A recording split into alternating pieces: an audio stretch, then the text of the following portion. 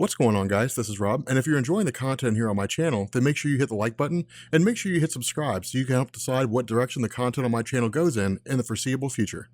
So I'm going to be really honest with you guys. I'm really nervous about starting Geoff Johns' Green Lantern run. I'm not even 100% sure I want to do it because for a couple of reasons. One, because Benny did an amazing job. And it's like, how do you do something that compares to something that awesome? I mean, it's just like, damn, it's following up to a really amazing run. But at the same time, Geoff Johns' Green Lantern is so good. Like, it's so amazing. And it's just this slow build to something spectacular. And then it just keeps getting good after that. And so it's like, God in heaven, I'm so nervous about that. Plus, it's, to my estimations, because I was going through and I literally went through all the stories, I put them in an Excel spreadsheet to see how long it would take. For me to go from Green Lantern Rebirth all the way up to Godhead would take about 80 videos. That's a year and a half worth of videos, one video a week. And so I was just like, God, it's such a huge undertaking. But what I do want to do is I want to have this video out there because this is like how Rayner becomes God, fights Superman, which is one part of this, but this is going to serve as like a straightforward explanation. And the reason why is because I was going through forums, I was looking up information. The one thing that a lot of people didn't seem to be able to provide the answer to is what happens between Emerald Twilight and Green Lantern Rebirth with regards to the return of Kilowog, the return of the Green Lantern Corps, the recreation of Oa, all that kind of stuff. How does all that come into play? What bridges those gaps? This video is going to serve to answer that question. So for like 30 years, from the 1960s to the 1990s, DC could not get anybody to care about Hal Jordan. It was like pulling teeth to get people to read Hal Jordan comics. No matter what DC did, people just didn't care. And there was a reason for that. I mean, you had Superman off into space. Superman was in space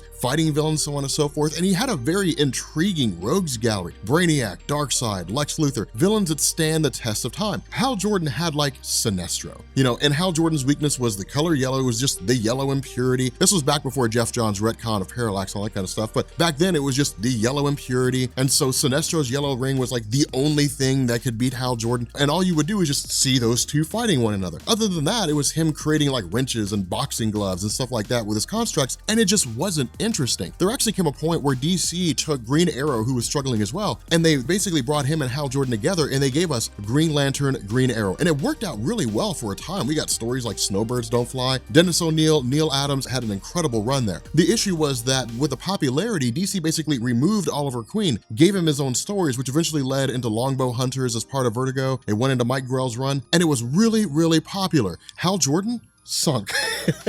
And so DC, I think, actually rolled him over as a backup feature in Flash, but it went this way forever and ever and ever and ever. And so in the early 1990s, DC sat down and they said, okay, look, here's the deal. We're killing Superman.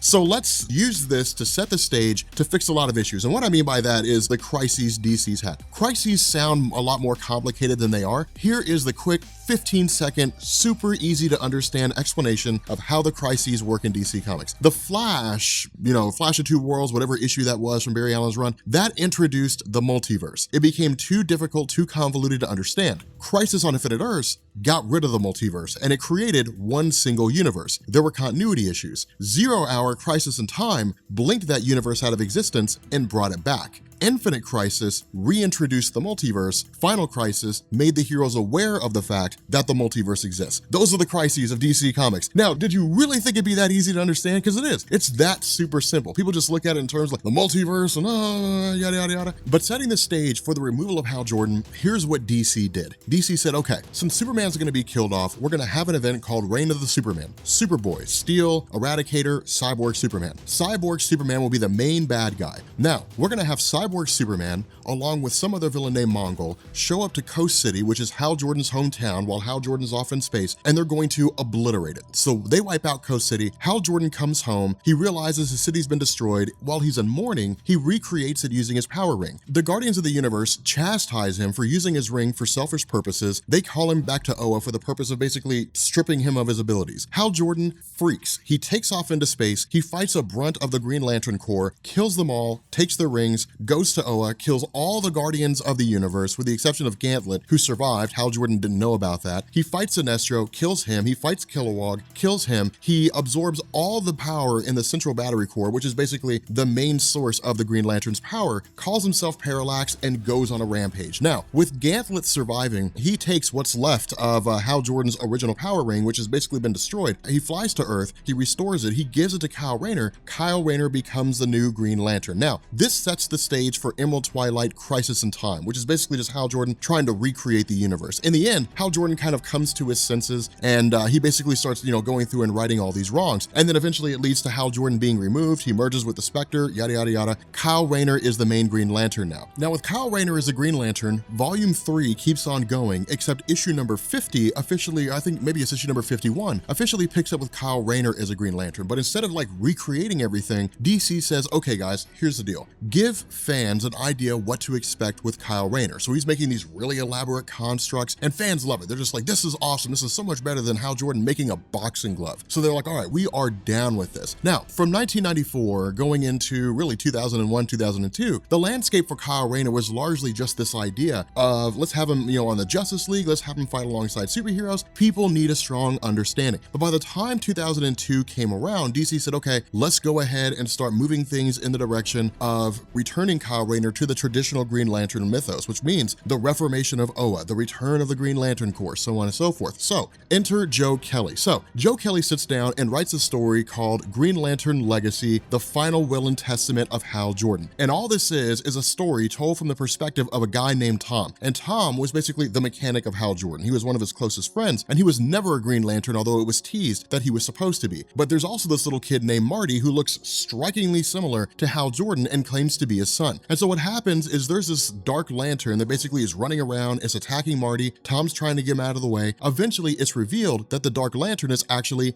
Kilowog. And so what happens is the last will and testament of Hal Jordan was, if something happens to me, it's likely because I just became a really bad guy or did something crazy. And so the ring is used to basically recreate Oa and restore Kilowog. Now, as it stands right now, with regards to the end of Green Lantern Legacy, there's Kilowog, there's Gantlet as the last guardian of the universe, and there's Oa. And that's it. There's nothing else. So then what happens is Judd Winnick comes back and he writes a story where Kyle Rayner becomes God. He basically adopts the name Ion. Now this was really cool because it was all about Kyle Rayner just like overcoming his greatest fear. But essentially what happens is Kyle Rayner is presented with two scenarios by Hal Jordan acting as the Spectre. Hal Jordan says either you can go through door A and it'll take you back to the moment when you became the Green Lantern and you can not be the Green Lantern. You can just intervene, you can kill Gantlet, you can tell yourself don't take the ring, you can change your entire history and live your life as you wanted to. If you go through door B, you will basically become what I should have been. And that's what Ion was. Ion is what Hal Jordan would have been had he not become Parallax. If he had absorbed the entirety of the central power battery and become a good guy, then he would have been Ion. Kyle Rayner chooses door B. He basically takes all the power of the central power battery and becomes Ion. What this does is it allows him to just be everywhere at once. That's literally what the story is. Like he's talking to his girlfriend, the daughter of Alan Scott, the first Green Lantern who's tied into mysticism and so on, but he's talking to her and he's like, I'm everywhere. Like I'm in Uganda, I'm on a planet on the other side of the galaxy, I'm 40 blocks away fighting criminals, I have the power of God. The issue with this is that he eventually sits down and talks to Superman, and Superman says, what you have is too much power. Not because I think you're a bad guy and you're gonna do anything with it. I mean, Kyle Rayner's a good guy, he's using it for good purposes. What Superman says is because people view you as a god, and what will start out as admiration will eventually turn into worship. Now, of course, what Kyle Rayner does is he turns the tables on Superman and says, yeah, but people have cults dedicated to you and they see you as a god, and Superman says, yes, but that was developed over the course of years. You've been Ion for like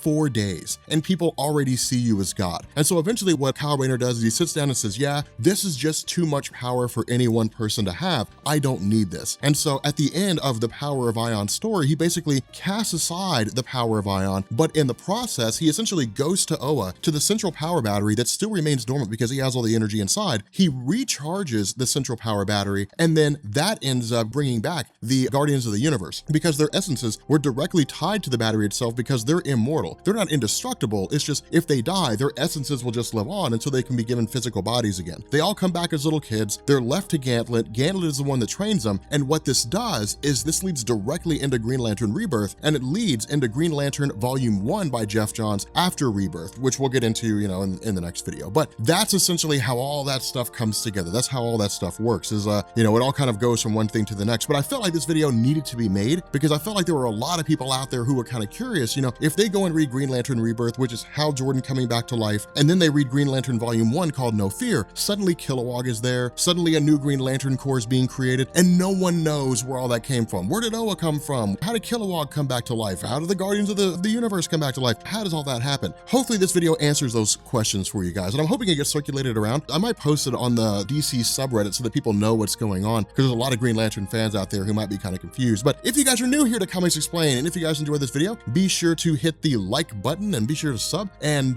yeah, let me know, because I imagine a lot of you guys are like, yeah, you should cover the Green Lantern mythos. Like I said, I'm nervous. I mean, I don't know if I should. I don't know if it's even worth giving it a shot. I guess you miss 100% of the shots you don't take, so maybe I should, go with it. But in any event, yeah, I will catch you guys later. Peace.